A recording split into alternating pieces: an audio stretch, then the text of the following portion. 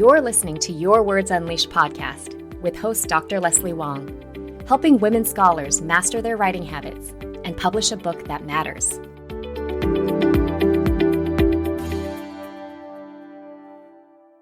Welcome to episode 63 of Your Words Unleashed podcast. Today, I'm welcoming my friend and writing coach, Dr. Michelle Boyd. Here's a bit about her. Michelle Boyd, PhD, is the founder and director of Inkwell Academic Writing Retreats, a transformative, retreat-based training program that teaches scholars to overcome their writing fears.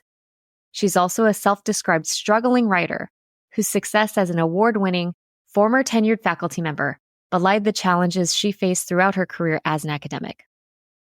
Scholars who work with Michelle call her coaching magical, but it's not magic, it's science. Her coaching programs are rooted in research showing that each scholar has their own natural writing process and that many of their struggles come from external barriers that prevent them from recognizing, accessing, or trusting that process when they need it. Michelle has been leading retreats since 2012, when she co-founded and coached her first retreat as a faculty member. Her latest book, Becoming the Writer You Already Are, examines why writing is so challenging and how academics can rely on their writing process to find solutions to those challenges. Welcome, Michelle. Thanks so much for having me, Leslie. So Michelle and I know each other because we're both writing coaches with Princeton University Press for their Supporting Diverse Authors Proposal Development Grants, which I've talked about a lot on this podcast. And also, when I left the academy in the summer of 2022 to fully launch my coaching business, Michelle was one of the very first people I asked to meet with for advice. And she's been so helpful to me and such a role model for women of color academic entrepreneurs. I wanted to have Michelle on to get her best writing advice for struggling book authors, as well as to talk about the power of writing retreats, which I really don't know a lot about. So, Michelle, can you first tell people a bit about your background and your journey through academia? Yeah, I was not someone who knew about getting a PhD or about graduate school when I was in high school and didn't really know about that until I went to college. I went to an HBCU, a historically Black college. I went to Hampton, and I had a bunch of professors who, they're all Black men and women. They were very devoted to nurturing young undergraduates. And that's how I first found out about grad school. Did a program that was very similar to the SROP program where I was able to do research when I was still an undergraduate with a professor from another university. My professors took me to NCOPS, which is the National Conference for Black Political Scientists. I say all this to say I had a lot of support. I think that this is one of the things that we forget is that is what can really make the difference in someone's career. I had that support very early as an undergraduate. It continued when I was in grad school. I went to Northwestern and had an amazing advisor who was incredibly supportive, who still influences my thinking now, even though I'm coaching and I'm no longer a faculty member. And I also was really lucky to be part of a group of people of color at Northwestern who were going through grad school at the same time and really able to support one another through all of the things that are challenging when you are a person of color trying to get through grad school. So that was sort of the early part. And I feel like that's sort of the ongoing theme. I was a professor for, 13 years in Chicago at the University of Illinois at Chicago. Same thing. I just had this amazing set of colleagues in the African American Studies department where I had a 100% appointment. And they really kind of picked up where my other forms of support left off in mentoring me and nurturing me and supporting me as a junior scholar, and really made it possible for me to experience all the things I experienced when I was a faculty member. Can you talk a little bit about your decision to no longer be a faculty member? Oh, I can. Yes. I get this question all the time. I think the short way of thinking about it is I was burnt out by the time I got tenure. And I used that phrase at the time because it was the only phrase that I could come up with. I didn't really understand why I had so little enthusiasm and energy for this thing that I had just spent more than a decade of my life. No, well, I guess, yeah, more than a decade when you include graduate school and tenure of my life trying to go after. And I was just exhausted. And so I applied for a job that was a non-faculty job that was kind of a grad student support position in a university in Chicago. And I was just going to take the job because I thought, if I let any of my colleagues know that I'm even thinking of this, they're all going to think, wow, what a loser you are. I can't believe that you're not fully dedicated to the discipline and to the field. And my husband suggested to me, I think you should just talk to your chair, just tell them what's happening.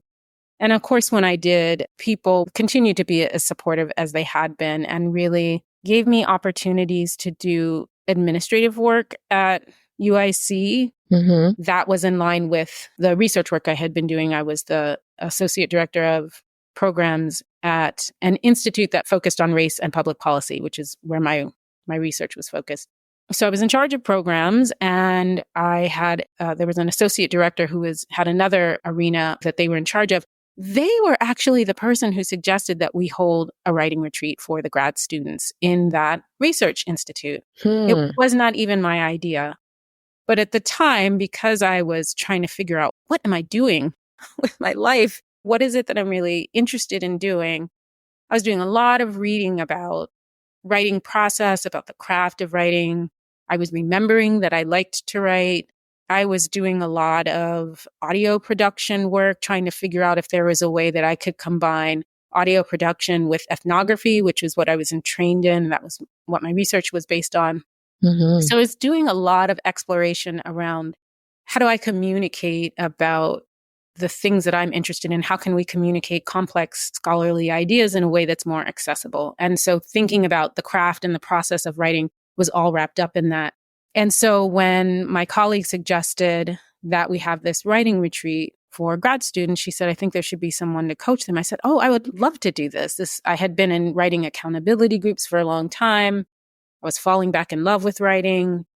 And we did the first retreat. There were only 10 spots, but I think it sold out in an hour. And we had them over and over again. And we had to figure out a way to have two separate groups at two different times because the alums wanted to come back. And it was just, people really wanted it. They really needed it. And then when I would see them the next time around, they would say, oh, that thing that we talked about that you coached me on, I've been doing that since the last retreat. And it's really changed what's happening with me in my writing. It wasn't that they didn't have any struggles after that, but I realized, oh, wow, I thought they were just going to come, get the work done, and go home. But that's not what happened. Something else was happening that I didn't fully understand at the time, but that was sort of the beginning of my realizing there's an experience that people are having that's different from the really positive benefits of an accountability group or even an advisor or having someone read your work. All these things that we need to support us work really well. And also there was this other magical thing that was happening that I loved, I was good at, they were thriving, and I just I fell for it very, very hard.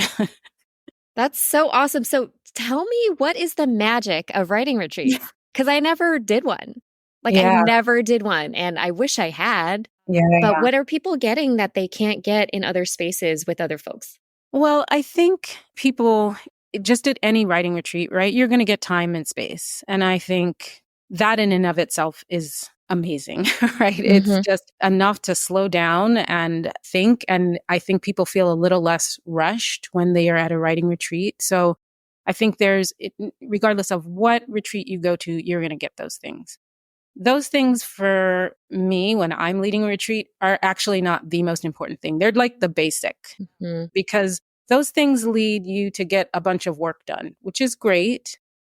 But what I want to have happen when someone comes to a retreat is that they really come to understand something about either their writing process or the project that they're working on that they can then take away with them to their writing that they're doing outside of the retreat. So for me, when I'm leading a retreat, part of what people are getting is, one, time with other people who are mirroring back to them the same struggles that they're experiencing. So we do a lot of work to help people feel connected to one another, to see one another's struggle, because seeing that other people are struggling in the way that you do really can disrupt a lot of the internal narratives we have that can be a really big source of our struggle. So just seeing other people struggle and seeing that you are not alone is huge. Just that's it. And then on top of giving people this experience of connection and accompaniment from other people, one of the other things that happens at a retreat is we teach a very concrete skill each day that helps folks who are in the retreat understand what the key challenges of a writing session are, and then understand the basic principles that they can draw on to meet that challenge. So it's what's the challenge, what's the principle, and then what's a specific tool that you then practice. So I've kind of named two things there, right? It's both the skill that you're learning, and it's the opportunity to practice that skill in the group environment and then reflect on it. That leads to people having just this embodied experience of success with their writing. And success, I don't even like that word, just that it can happen, that it doesn't have to be a torment, that they remember what they like about it, that they remember that they have skills about it.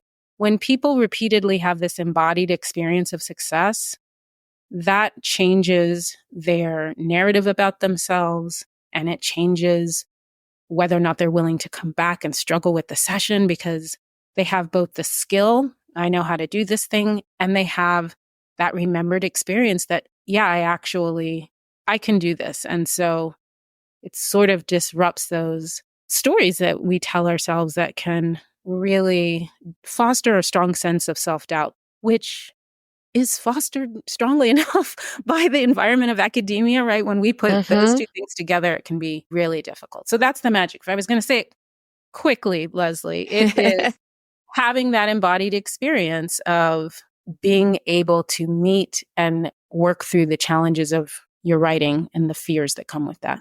I love that you're using the word embodied too, because it is this felt experience of, we don't have to call it success, but it could be process of presence. Yep. Of just meeting something, Yes. facing an issue that was really scary, and having people's support as you're doing that, which rarely ever happens for academics who tend to be so isolated. Yeah, absolutely. And this is the thing about social writing. I think social writing can be as simple as you just are in the space with other people, but that can go a little sideways if you don't trust those people or you don't feel comfortable talking with them about your experience. And then you never get to see that they struggle like you. So it is sort of strange as a political scientist. This is not my, talking about embodied experience is not where I started, but that is what is happening for people. And I think that's why people use the word magical when they talk about the retreat, because it feels so outside of what I think we typically talk about as scholars. But I'm still surprised how even just a 5-day retreat can give people a foundation that they can jump off from in that respect. Yeah. And I know you run these both online and in person. And so you found this magic to still happen in an online form too, I'm guessing. Yes, I will say that. So we hold a half-day retreat, a 3-hour retreat called The Power of Pause. We do that twice a year. We do it in spring and fall. And that I've been doing for a really long time. And I never had any sort of doubts about that. I could see very quickly that people were able to connect with one another. I mean, I do a lot to facilitate that. It doesn't happen automatically, but it is possible to create that kind of meaningful connection online.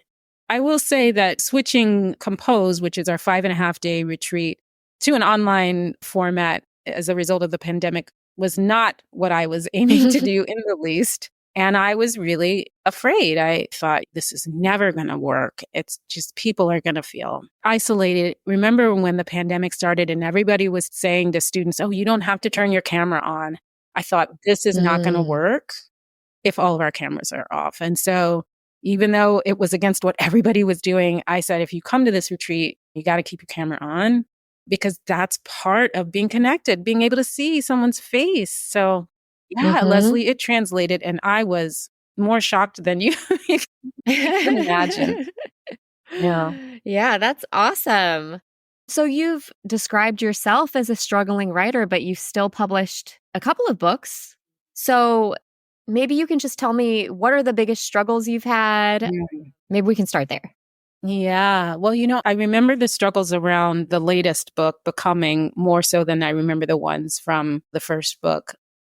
And I will say that, first of all, that book is in a totally different genre than the ones I'd been writing in for my entire academic career. And I could not figure out the structure of that book to save my life.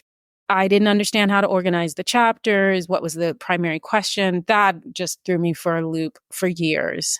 And then another struggle I had was writing a book where I had to draw on a lot of research literatures that were not, the literature I'd basically been ensconced in for 13 years, where I knew like the back of my hand. And it was particularly tricky because I wanted to know enough to be able to feel good about the statements I was making. I still have the standards for making arguments and using evidence that I had when I was a faculty member, but I hadn't known the literatures for 10, 15 years. And so really being willing to strike that balance between, okay, I've actually read enough. No, this isn't the field that I was trained in from the time that I was, however old you are when you go to grad school, 21 or 22. But I can have confidence in myself that how I'm using this work is valid. I've captured what's important about it, and I can feel confident about the statements I'm making. I really struggled with that a lot. So what inspired you to write Becoming the Writer You Already Are? So there are two answers to that question. The first answer to that question is, what was the impetus, which is really kind of what led to it. And then the inspiration was a little bit different. So I'll give you the inspiration and you can tell me if you're interested in the impetus. While I was writing it, I remember I had already started Inkwell and I led a writing workshop. It might have been at the Faculty Women of Color in the Academy conference. I can't remember, but all I remember was that this young Black woman came up to me afterwards and she had tears in her eyes. She could barely stop herself from crying. And she told me that she was not just the only Black person in her department, but in her whole school, Oh, wow. And that she had been on the verge of quitting. Now, I don't even remember which workshop I gave. It was probably about writing process and how we all have our own unique writing process. And she said to me that she had realized that she was not a terrible writer, that the things that she was going through were things that everyone was going through, and had given her a kind of path to help her through her trepidation around her writing. And I thought about that young woman every time that book was not going well, She was kind of the person I had in my mind. I wouldn't even recognize her if I saw her today, but she was sort of me. Like I loved writing before I got to grad school, and then I hated it by the time I was done. And it was just because it was so hard and so mysterious. So she was my inspiration, not my impetus. And what was the impetus? The impetus was that when I was, I think in my second year as a faculty member, I think around 2003 or 2004, I had a writing group. And one of the things I noticed was that I always made these estimates for when I was going to submit something, and I was always off. So my writing group gave me the assignment of figuring out how long does it take me to write an article. And in the midst of doing that, I sort of started laying out, well, what are the stages of writing an article? Well, like, what do I do? And as I was trying to answer that question, I started laying out the phases and realizing, oh, these kind of remind me of the stages of gestation and birth. Now, mind you, hadn't had kids, have not had kids. So did not realize that this was a common metaphor for thinking about your writing. But that's what occurred to me. And then once I was done, what I had was this chart that laid out the phases that I was in and how they matched up to the development of a baby in utero. I was like, wow, this is actually really helpful. I started off trying to understand just my phases, but I came to understand a lot more about my writing process and going back and forth between the metaphor. So I shared this with a couple people. I found out after a few years that people were sharing it with their students and they were finding it helpful. So I decided to write an article about it. I wrote an article for a professional development journal in political science. And then an editor came to me and said, so I read that article. It was great. Are you writing a book on this? Which I was not doing. And I said, yes, I am. And so after conversations with them, it became clear that they were interested in it. And yeah, I realized there was more to say there than the little one-page chart, that I had created when I first did the exercise. So that's how it happened. Yeah, yeah. I mean, I think that's what a lot of authors don't know sometimes is that book projects start because editors approach you. Yes, yes. And I feel like the people who know that don't say it out loud a lot. And I can say for a long time, the reason I didn't say it out loud was because I was kind of embarrassed. I thought, well, maybe this meant that I didn't earn it, forgetting everything that I just told you about the fact that I developed this idea, that it shaped my writing, that I wrote the article.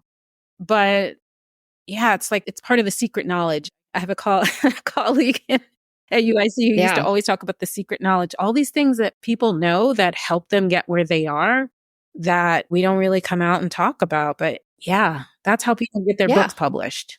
That's how my second book came about. I had made a conscious decision not to write a book on the topic. And I was telling people, I'm doing this project. It's not going to be a book. And then I went to a conference. An editor approached me. She was like, I need this book. And I was like, my first question to her was, how short can it be? Because I'm like, I wasn't planning on doing this for the next 3 years. But honestly, that's how it came about. And I'm very glad I did it. It was worth it. It's a part of that support that I try to always name whenever I'm talking about writing. It's not that I didn't work hard. It's not that I didn't do good work. I think both of those things are true about me. And I have the support of a writing community, of a people of color community, of advisors, mentors, colleagues, and in this instance of an editor who did their job and ferreted some things out. And there we were. I'm glad you've had so much amazing support because I know that's not the case for maybe the majority of academics. I think it might be. And it's a very particular kind of support that I've had. And then I think once I figured out that I had it, then I worked on cultivating it whenever I moved to a new spot. And I think there's lots of literature around success in academia at various levels, right? That says it's the cohort that can really make the difference in your success. And that was very much the case for me. Yeah. But just going back to your book for a second, what would you say are the main takeaway points from it? One takeaway I would say is that writing is incredibly difficult and that it has challenges that are external to us.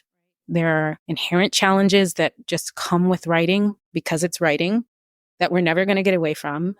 There are institutional challenges that come from doing the kind of writing we do within an academic environment. And when I say academic, I mean within the academy as academics. And that the struggles that we face in writing really are rooted in those external challenges. I think that's one of the main things I want people to see is that those things are enormous challenges. They're enormous barriers. And we hold them in common, right? So that's one thing. The second takeaway is in the midst of all of that, one of the things that we all have by the time we get to grad school and that by the time that we're professors is we have our own writing process. We have a way that we move from having an idea in our head and then getting to words on a page. And we all go through the same phases, but we go through those phases differently. And when we are able to pay attention to that process, when we're able to raise our awareness of that process and then actively draw on that process to solve the challenges of writing, it goes more smoothly and it's far more enjoyable. What's tricky about it is that often our writing process is a form of tacit knowledge. It's the kind of thing we know without knowing it. And so we have to do some work often to elicit that awareness, to make it clearer to ourselves. What do I do when I first sit down and the project's brand new? What do I do? what do I do in the moment when I've hit a roadblock and I can't go any farther? These are common phases in a writing project. Mm-hmm. And we all have unique ways that we move through those. And some of those things we know some things and we have some things that are missing, right? We maybe don't have a really great strategy for something that we have in our back pocket. That's fine. You can learn that, right? And you can experiment with the different ones that you might hear out there and really experiment with them and see which one matches my style better, right? Which is the one that makes most sense for me, which is the one that really captures how I think, how my thoughts develop over time. Mm-hmm. That's your writing process. And the more you understand it, the more it can be one of the best tools for moving past your challenges. Mm-hmm. That's so interesting. And I'm wondering what advice you might have for writers. You know, a lot of the folks that I work with, they feel like they're going into battle when they sit down to write, and that they actually have to fight through many layers of these self-defeating thoughts that are sometimes operating right below the surface. But if they really investigate them, there are things like, you don't know enough. Who are you to be saying this stuff? People are not going to think you're intelligent enough. A lot of the inner critic stuff rises up and it almost paralyzes them so that they lose this sense of being able just to do the thing. Yeah. Yeah. It's so common amongst the people that I work with. How do you kind of talk to people about that issue? Yeah. So the thing that I say about that is, first of all, that the moment when we sit down to write is really a transition moment. And I don't know that we always think about it explicitly like that. And whenever you have a transition, it's tricky, right? We got to move from one thing to the next. And the general point that I like to make about that transition moment is we want to make it as easy as possible. So one way to make something easy is to make it ridiculously small. I mean, this is what I refer to as tiny bite writing. Tiny bite writing is things like I decide to find the latest copy of my document and I open it up on Word. And that is really all I shoot for at the beginning of the session. Tiny bite writing is, okay, I've got it open and I know what the document is and I read one page. It's essentially this strategy of making things so manageable that they are no longer frightening. And what happens 9 times out of 10, I don't even have to tell you this, Leslie, because I know you do that first little step and all of a sudden you're hooked, right? So that's kind of one way of making things easy. I think my favorite way, though, of suggesting that people make things easy is that instead of going into battle, they do quite the opposite and they actually try to seduce themselves into their writing.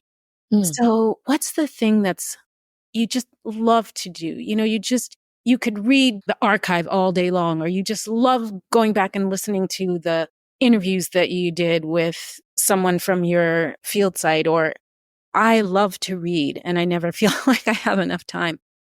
What is it that just fills you with delight? Do that first. Pull yourself into the writing so it's not so frightening. And again, same thing tends to happen. You get into it so much, you forget your fear and then you keep on going. And you know what? Even if you didn't, you touched your writing, which is sometimes all we're looking for. Just touch it and then come back and touch it the next day. Yeah, I love that thought about how to make things easy, because I do think that's actually a huge reframe for most academics. Yeah.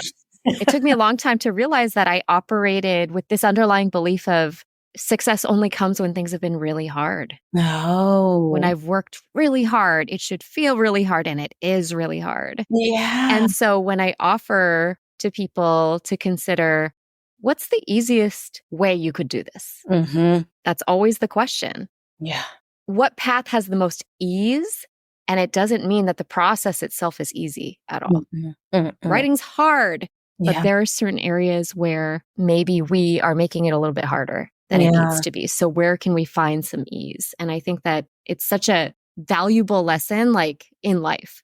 Yeah, no doubt. And, you know, I don't know if you feel this way, Leslie, but I find that the conversations that I have with people about their writing struggles and the conversations I have with myself about my writing struggles, they all lead to kind of a set of ideas and a set of approaches that aren't just useful in writing, but are useful in, you know, pretty much every arena in life. Yeah. Yeah.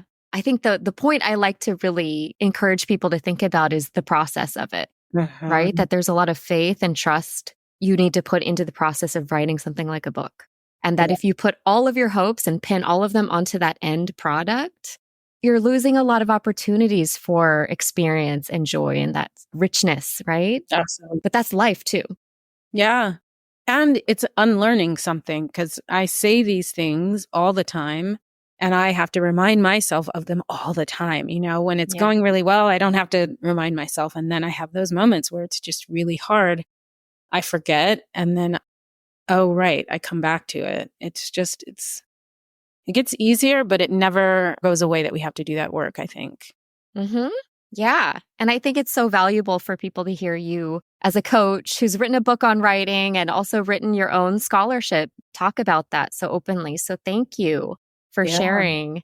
So I know you're going to be running a free sort of half-day retreat pretty soon. Do you want to tell listeners about it and how they can sign up? Yeah, absolutely. So the retreat is called The Power of Pause, and it really is a moment to just experiment with retreat writing to see if it works for you. I like to say that Inkwell has the most loving writing community on the planet. We're together for 3 hours. I give a short coaching session at the beginning and in the middle where I sort of talk about what is a retreat and what does it look like and how can we best go through that writing time. And then people kind of hunker down and use the strategies that I've offered to practice their writing and see what the experience is like. So again, it's The Power of Pause, and you can either get on the wait list or register at inkwellretreats.org/try a retreat. And there's dashes, tries-a-retreat. Or you can just go to inkwellretreats.org and just play around, search around on the website and just find out more about what Michelle is doing. Thank you so much again for sharing your wisdom on this episode. Yeah, it's been great to chat with you. I always enjoy chatting with you. No, me too. And I'm glad that this can be a public kind of chatting. Absolutely. So listeners, I have learned so much from Michelle today. I hope you have too. Please go ahead and sign up for her Power of Pause writing retreat, and I will link to it on the episode page. I will talk to you all again soon.